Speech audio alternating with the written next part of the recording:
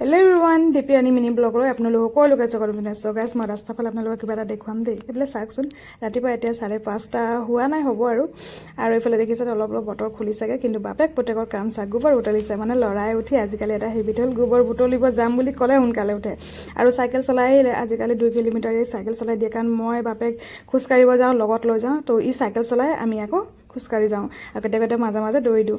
তো ৰাতিপুৱা সকলো কাম আজৰি কৰি আমি ওলালোঁ ভণ্টিহঁতৰ ঘৰলৈ, মানে আমাৰ মামাহঁতৰ ঘৰলৈ। দেখিছেনে বৰষুণৰ কাৰণে গোটেই পানী হৈছে। ভিডিঅ'টো কিন্তু 2 দিনমানৰ আগৰ দেই।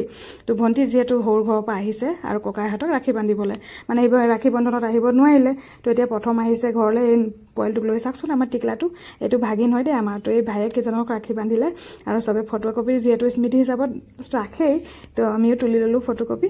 আৰু এইফালে এতিয়া দেখিছেনে মানুহজনক বান্ধিব লৈছে। আৰু টিকলাটোক মানে যিকোনো বস্তু তাৰ আকৌ মামাৰ পচন্দ হৈছে চশমা, ঘনে ঘনে তাৰ মামাৰ চশমাহে টানে। তাৰপিছত ৰাখি বান্ধি ল'লে। আমাৰ ভণ্টি কিন্তু বহুত আগৰ পৰাই যিহেতু ৰাখি বান্ধি আহিছে, তো এইফালে সিহঁতৰ আকৌ কি হয়, বৌয়েককো ৰাখি বান্ধে। আমাৰতো অকল ককায়েককহে বান্ধে বা ভণ্টিকহে বান্ধে, এনেকুৱা অদলা বদলাকৈ কৰে। তো টিকলাটো আছে যেনেকৈ খাইছোঁ তেনেকুৱা মানে তাকো লাগে আৰু সকলো।